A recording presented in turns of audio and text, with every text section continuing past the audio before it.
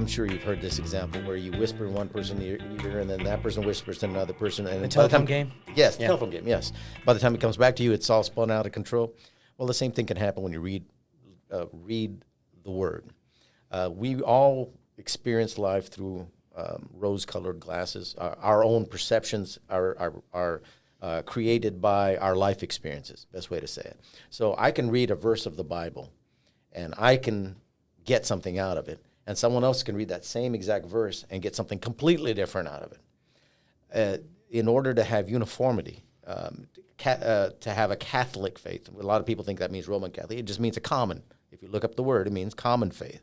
To have a common faith, you have to be discipled so that everyone follows the same thought process, so that your life experiences don't taint what you're reading. So are you Catholic? No, I'm Protestant. Okay. My parents were Syrian Orthodox, which is very close to Catholic, probably more strict than Catholic. But no, I'm Protestant. In fact, I'm Assemblies of God to be exact. So. Okay. So I want to go back to choice for a second. Sure. Right. So we know that you said God didn't create robots, right? So we'd have choice. I mean, what is the penalty for not loving God? Is there a penalty for it? What does it say in the Bible? I think the best way to describe, for not loving God, what's a good way to say it? Well, you go to hell if you don't believe in God. Right. And technically, I guess the best way to explain this would be like this. Hell was created for the devil and his angels. I mean, it clearly says that in the Bible. I want to pull your mic a little bit closer. I was trying to see him when I talk. Yeah. Can you hear me all right? Yeah. Is that all right? I could hear him. I mean, it's fine. Okay. Hell was created for the devil and his angels. And it was never meant to be, you know what, I can probably give this in an example better than anything else.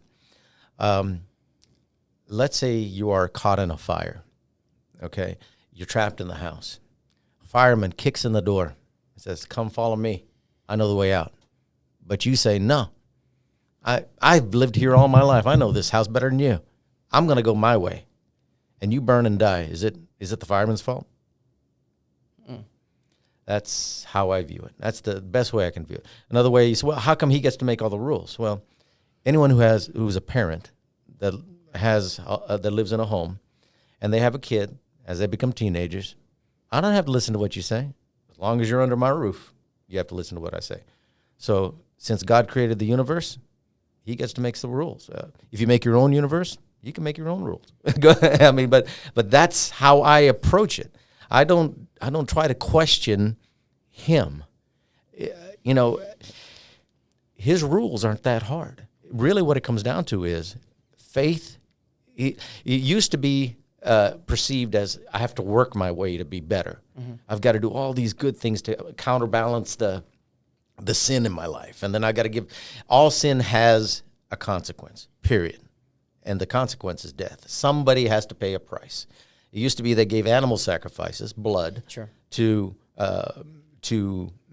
be the sacrifice for your sins, yours and mine.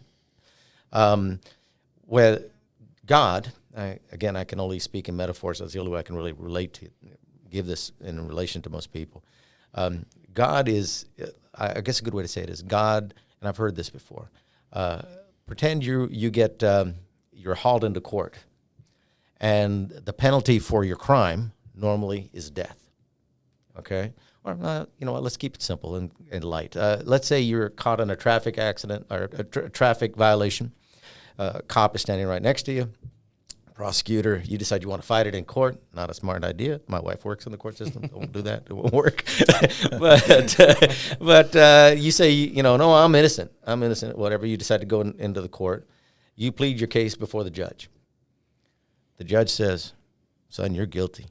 There's no doubt about it. But I tell you what I'm going to do." He takes off his robe. He comes down right next to him and says, "I'm going to pay this guy's fine." That's what God did. So you can't blame God and say, "You're sending me to hell." You know what? He died for you. The thought of living without you, spending eternity without you, was so terrible in his mind that he died. He suffered and took your punishment for you. How can you not love a God like that? Yeah, but he died knowing he was immortal, right? He's not He's not a human being, so it's not like he's sacrificing his life. Well, it's not really that case. Well, the way I see it, he came as a human being. Sure. He suffered terribly. As many humans do. Yes, but the sacrifice he gave, he had the skin ripped off his flesh for his own people. His own people did this. Now imagine if you're guilty of something and you get punished. Okay, you kind of deserve it according to human standards. But if you're guilty of nothing and you're just saying, I'll take his punishment for him.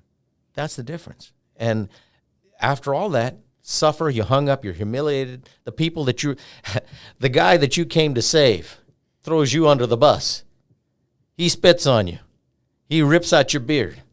He whips you. You're half dead already. And then he forces you to carry your cross, a big wooden splintered stick up a mountain. And then they crucify you on it. There they mock you. They spit on you. And then they hang you up to die.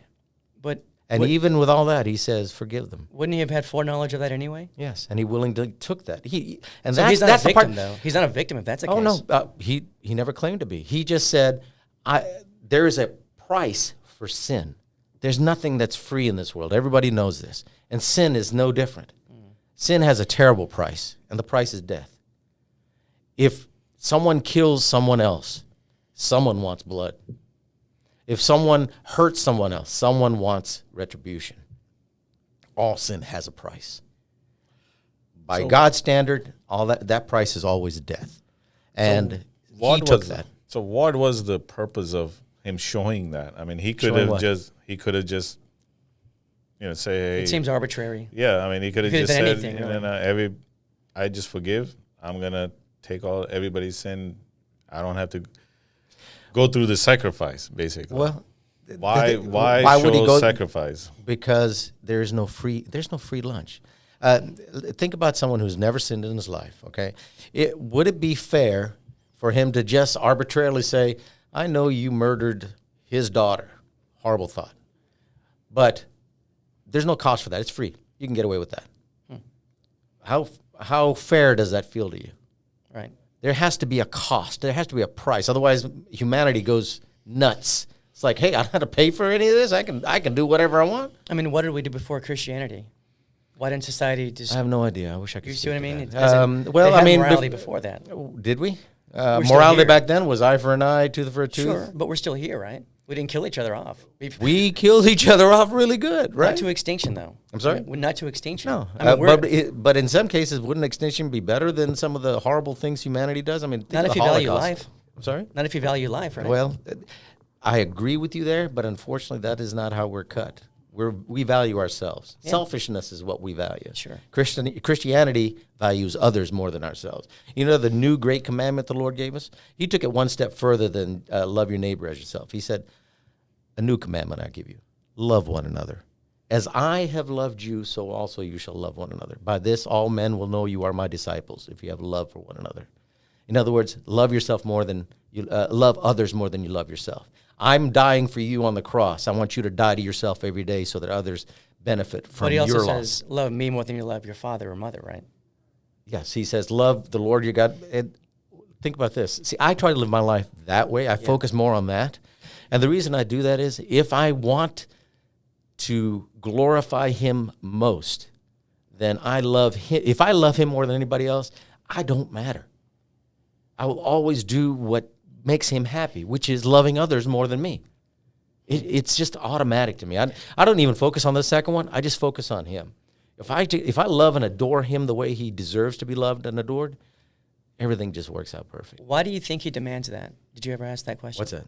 The love, that kind of what you just said, glorification. Why is that necessary for an omnipotent being? I don't know. I wish I could tell you. I do know that in my life, when I love him like that, I love others more than me. That's the only thing I can say. Because after studying the Word as long as I have, that is the one conclusion I've come to every time is loving other people more than, others are more important than yourself, period. Okay. That's the one point. And you can't look at God and know him like I feel like I know him and not get that answer. I see. That's just... So that brings us why the people that believe in God do horrible things. Okay. Yeah. They misunderstand the teaching, maybe? Yeah. And I can't speak to everybody else. Sure. But this is what I see when I look this- out there. The way where I'm coming from is the ones that profess that they love God so much and they love Him, and there's so much peace within them. They bring so much chaos in the world. This is what I see, and this is from my point of view. And I hope my brothers and sisters that are out there take it the way it was meant to be taken. Anytime we profess to be Christians, but we hurt other people, whether it's through our words, our actions, you're not behaving like a Christian, period. I think the best way I can explain it to you is, what did Jesus do when he was here? You know, the what would Jesus do bumper sticker, and if that was more than a slogan and actually a lifestyle, I don't think you would be able to ask me that question. I'm just being blunt with you. Some people want self-glorification, and they use religion to beat others down with and control and manipulate. Some people don't know any different because, again, it's that flat earth theory. They've heard it all their life, and so they don't question it. Anything I hear coming from the pulpit, even from my favorite pastor, no matter what, I'm a little Berean, and you may not know what that means, but a lot of Christians do. Early Christians had a group of people that anytime a speaker would come to town and preach Christianity, they'd compare it to Scripture. They were very, and if it doesn't line up, they call them out, and that's me. I tend to be that way. I can't hold back. It burns in me like a fire, as the Scripture says. Sure. I got to speak it, and I will call them out. I've gotten in trouble for it, but it didn't quiet me, as you can tell. I will speak the truth as the Word says it. If I'm wrong, I'm more than happy to let someone correct me according to the Word. But that's the only way. I think that is the true compass. And anyone or anything that tries to point you in any direction that the Word doesn't point you is misleading you. Okay. And again, either you're being misled or you're purposely misleading. That's why I suspect that happens. And you're confident that the people who compiled the Bible were accurate, or they were inspired by God to do just that? Yeah. It's a long time ago. Yeah. You know, the interesting thing about the Bible, and I've studied actually on the history on the Bible also from PhDs and so forth. Sure. The interesting thing about the Bible, even though it's as old as it is, it's multiplicity that gives it its accuracy. Yeah. In Greek alone, there's over 5,000 manuscripts that you could literally stack on top of each other, and it's almost word for word. I think, if I remember correctly, it's less than 2% where there's a difference between those 5,000 texts. Now, if you take into consideration the Coptic and other versions of that same New Testament, we go into the 25,000 to 30,000 range. And again, 2%. No other text anywhere has that level of accuracy. And these are people that didn't know each other. This is people from one end of the world to the other. Ancient times, you bring that text together and boom, how can you be that accurate? And the differences in those texts, we know because we have copies of it. It's nowhere near the meat. It's just superfluous little. They may have added an and. There may be 3 or 4 words that were added. Sometimes there are verses that are repeated. Nothing in the meat changed. The story of Christ is still the same. Mm-hmm. The story of his love and sacrifice is still the same. I mean, that's the belief of Muslims too. I mean, they say the Quran from 6th century, Inerrant. yeah, to now. It's word by word. It's on the same word is on the same page on the same line. Well, So, originally, I mean, if I that- remember, I'm sorry, go ahead. But that does not mean that it's true or correct. I mean, it may be, but I mean, it is written by a person somewhere. It was written somewhere. The difference that I see is originally it was the Quran was handed down from voice to voice. It was in written form. It was It was in. It was recited. Yes, and eventually became written down. Yeah. And that's where, again, I whisper into your ear and he whispers into your ear. But we have scripts that link back to the original century that Christ walked this earth that correspond with stuff that's written centuries later. And you stack them right on top of each other. And again, the level of accuracy is ridiculous. There is no other text, and this is not me speaking, this is a scientist speaking now. There is no other text. The Iliad is the closest one before that, and it has thousands of mistakes, okay, or variances. The Christian Bible is the one book that is that crazy close. And this is, keep in mind, these are people. I'm sorry. I'm trying to see, but I can't see the microphone. Keep in mind, these are people who are being persecuted and writing this stuff down in a cave with a candlelight. Okay, so they can pass it down to the next person in case they get killed next. So there's a divine hand in the way this thing came out after all these millennia. You can't say centuries. You got to say millennia. And it comes out only 2% deficient? Really? There's something weird. Again, you add that on top of all the weird things that happened in my life. You're just not going to convince me. Good luck. And we're not here to convince I know, brother. Yeah. I'm just saying. I guess I'm just speaking at him. In my mind, I'm thinking, you're convincing me even more every time when I hear myself say this, because I've studied this. Again, you're talking to a pessimist, man. I'm probably the most pessimistic people in the world that you'll meet. Prove it to me. Yeah. That's Skeptic, huh? yeah, I am, and that's probably why I don't buy into the political rhetoric that I hear all the time. Because prove it to me, and if you can't, it's just Move along. It's just baloney. I can't buy it.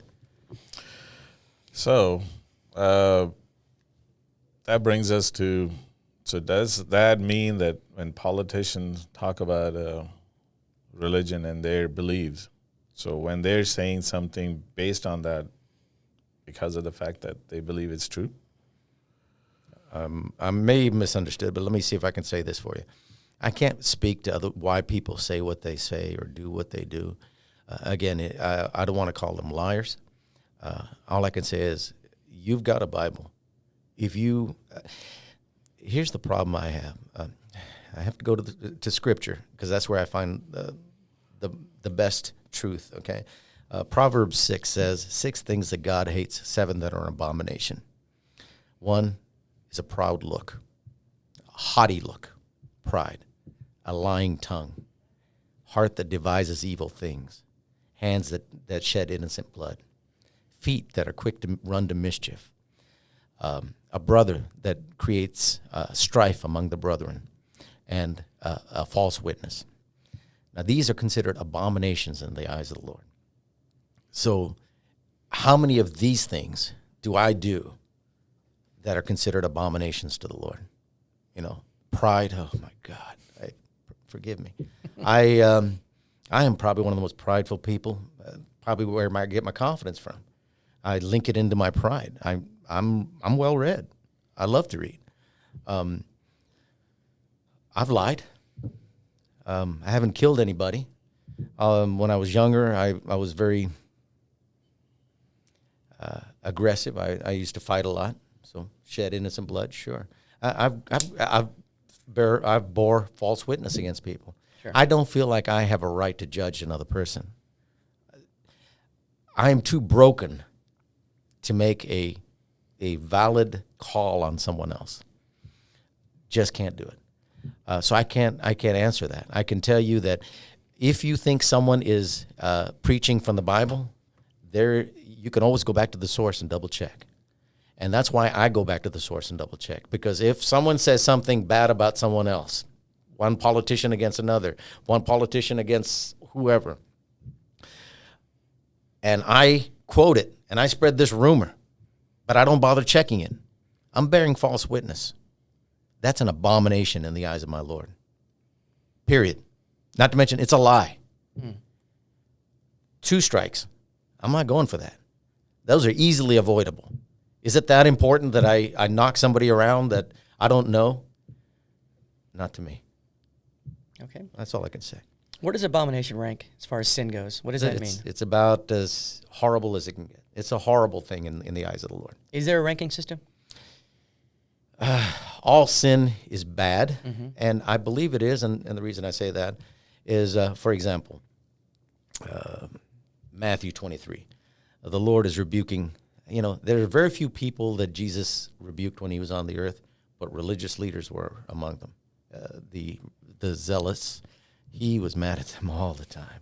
But he says to them in this one verse, "Woe to you, scribes and Pharisees, hypocrites, for you tithe mint and anise and cumin, but have neglected the weightier matters of the law, justice, mercy, faithfulness. These you ought to have done without neglecting other. Foolish Pharisee, you strain out a gnat and swallow a camel." Now, if you say that, that shows me a ranking, okay? There is sin, and then there's really bad sin. And if my Lord said it, yeah. But they're all forgivable? Yes. He will forgive you. He's already paid your price if you're willing to accept that payment. It's kind of like he paid the ultimate price. He did what no one else can do because he's perfect. And he laid down his life. He took the worst we could dish out to him at that time in exchange for your life. However, you have to say, I accept that gift. I accept that sacrifice, and that's the only way you get it. So it's a free ride in some people's minds. It's a free ride. But is it? Because it still requires some change on your part. Because it's not me just saying, it's my insurance policy, I'm good, I can do what I want. Pull it out when you need it. Yeah, that's not how this works. My faith requires that I change. I try to, it's called sanctification. I allow the Spirit to work in me, to change me to be the best I can be, to glorify Him in everything I do and think and say, that I lift Him up, that when people look at me, they see something in me they want. They go, he's got something. And see, if you knew me way back when, and you compare it to now, you'll say, something is different about this guy. There is a change in this guy. And that means I've done something. So do you think that's a get-out-of-free jail card? No, and that's exactly what I was saying. That's an insurance policy. That's not what this is. No. This is, in order for this to be a get-out-of-jail-free card, it would have to show true repentance. There would actually have to be change in your life. There would actually have to be substantial proof that you are what you claim you are. And it's not that you work hard toward that. Again, an apple tree bears apples. It doesn't go, oh, I need an apple. It just does it in season because that's what an apple tree does. There's no effort in it. It just comes out because that's what it is. So that means that, the people that do believe in God, then they can just say, well, I'll just repent. But you have to mean it, right? Yes, you have to mean it. And remember, my God knows everything. He knows what you're going to do before you do it. And He understands you to your core.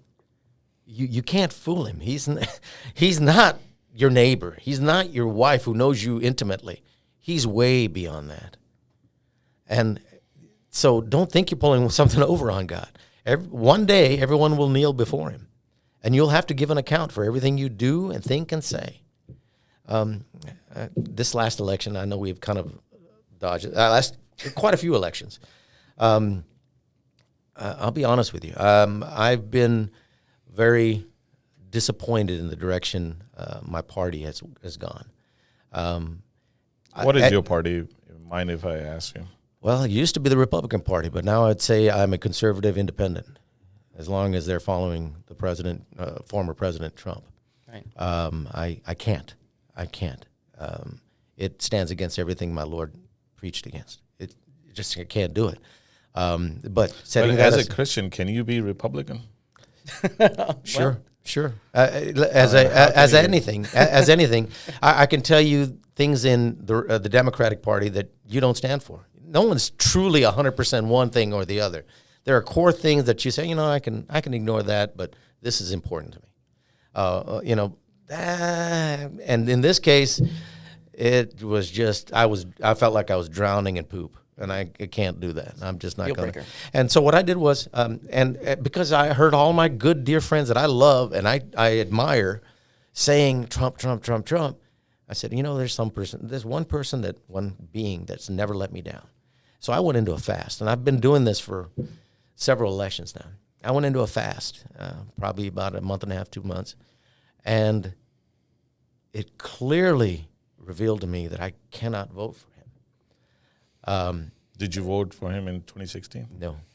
I did the same thing then. I thought maybe something would change, but it got worse during the 4 years. It just proved I was right.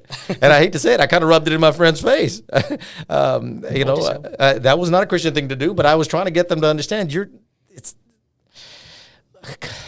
the book is there, guys. Just read the book. Does it line up with the book? So what are they seeing in him, do you think, that convinces them he's the person? I think the main thing was the abortion issue. Okay. And I that almost got me when, and I'll be honest with you, it confused me because he had already appointed 2 judges, and I thought they were going to wait till after the election before they got the 3rd judge. Sure. And when I heard that, I was like totally confused. I thought 3 judges, and we've got this abortion issue licked. It's done. Did I hear you wrong? And then they took care of it before the election. I'm like, all right, I was right after all. But to be honest with you, I feel like this abortion issue, they've strung this in front of us for years, like a carrot, just to keep us there while they act crazy and act like fools and do all kinds of wrong things. And I was able to ignore some of that. But when President Trump came along, the level of wrong he was doing and in our face, and remember those 7 things I mentioned? I started listing it off, and I'm like, holy cow! I wonder if he killed anybody. That's the only thing he's missing on my list here. This guy's a prodigy. It was hard for me. It really was. So, and again, I had the same problem when Mitt Romney ran.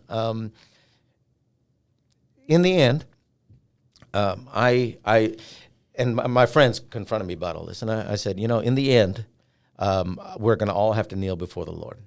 And when this topic comes up, I'm going to say, I might have gotten it wrong, but Father, do you remember? I came to you for a month and a half. I pleaded with you, show me the way. And this is the answer I thought you gave me. And I did what you told me to do. So I think I got a free pass on that one. I'm just saying. I looked to him. I got an answer. I followed the answer I got and took a lot of flack for it. But I did what I believe he wanted me to do. And so I feel good with this. So did you vote this time? Yes. But I didn't. I'm not going to get into how I voted. But I did not vote for him. I'll put it that way. So you believe God cares about elections? Who's president and who's not? I can tell you this.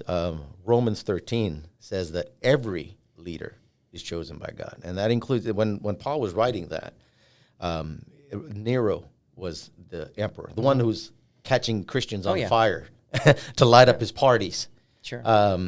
And so there has to be a reason.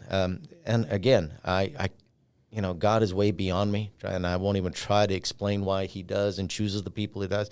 I tend to think it was because of this abortion issue. He understood 3 judges were going to lie in the balance, which would flip this issue. Yeah. I tend to believe that's why. And again, it just proves my fasting was right. And I got to, again, I almost changed my mind at the end because of this abortion issue. But God took that off the plate. And I'm like, I'm free again. Is the Bible, is it pro-life? Yes. All of it? Not the Old Testament, for sure. Well, let's put it this way, and I knew this was coming. Believe me, I did. I had to ask. I know. I wrestle with this, honestly, and I'm pretty sure people won't agree with the way I think on this. In the Old Testament, it was a time of, I work best when I describe things in like metaphors. Sure, go ahead. And that, parables and so forth. Let's say you have 2 children, okay, and they're twins. One kid is a normal kid, sweet kid, good kid, screws up, but normal. The other kid has a tendency he wants to hurt your other child, wants to hurt other people, steals, lies, cheats, does just horrible things. One day you catch him trying to kill your other child. So you throw him out of the house. Doesn't help. While he's out there in the streets, There he goes. Now he's doing that to other people. He ends up going to jail. The police call you, say, hey, found your kid. He was doing this crime. We need you to come in. Go before the judge. Judge says, this is the punishment. This is what's going to have to happen for him to go to jail. This is how he has to pay the price. And you tell the judge, yeah, but I love this kid. I threw him out there because I thought maybe he'd learn when he's on his own he can't do without me. He needs me. That he needs a family. Judge, I want to take his price. I want to pay his price. Whatever it is, I don't care. Double it, I'll take care of it. Triple it, I'll pay the price. I love my kid. I can't allow that. Now that kid has a right to say, I hate you, Dad. I don't want anything to do with you. Judge, don't listen to him. Or he can say, man, you really do love me. And I struggle with this. I almost want to cry when I tell you. When you see an omnipotent being who could just sit back and just let you pay the price for all that you've done, say, no, I love him too much, and I'm going to take his punishment for him. How can you not love him? That's just how I see it. Because he sits back and watches more grotesque things happen everywhere else in the world. Well, that's why. The other side of that, the other side of that is he tells us Christians, yes, go fix that. Yeah, take care of that. Show me some fruit. Your brother needs help. Your sister needs help. Sure. That person that you don't even know, that Samaritan, needs your help. Feed them, clothe them. Why would he need our help then? I mean, if he created the world, created everything that's in this, he could, but that's not his. Why would he need? Again, I can't answer for him, and I feel almost like I'm being blasphemous trying to speak for him. Yeah. Because I can't. But you do want to, I get it. But I can rationalize some of it. It can make sense to me somehow, because that's not his way. That's not what he does. He wants us to do it. It's all. And again, I'm speaking for myself. It's kind of a way to develop our character by helping these people in need. It's a way of developing, drawing others to us, to him, by what we do for him. So back to the same thing. How can you be Christian and Republican at the same time then? As a Christian, you're supposed to help others, take care of other people. And the Republican Party says, here's bootstraps and do it yourself. Well, that's all you have is bootstraps. Well, again, I can't speak for other people. What I can tell you is we've been lured by a huge lure for many years, and it's gotten to the point people are flying on autopilot. They don't think anymore. They just think, well, these guys are good and these guys are bad. They don't really look at it anymore. And I think the former president's a prime example. I mean, yeah, we think so too. So that's why I say I don't think people are looking at the facts anymore. They're doing flat earth theory. They don't care what they hear anymore. This is what they believe. They've believed it forever. Maybe their parents told them this is the way to go. I will fast before every election, and I will go the way the Lord directs me. And that's it. I mean, that's fine. Fasting is okay, but you have to look at the facts that, okay, here's the Republican Party. I might have to go soon. I'm sorry. We had a little technical difficulty there. We want to thank John. He had to leave. Something had come up. Sorry, folks, that we couldn't finish the conversation. But he has promised to come back and finish. We'll carry on. I think it's just going to be on a continuing basis. We'll have these type of podcasts. Yeah, recurring guest. We'll talk more about politics and the intersection of politics and religion next time. Yeah. But this time, let's get back to... This time, maybe we'll get to talk a little more. Okay. But we want to thank him anyway. Yeah, thank you, John. And we'll hope to see you again soon.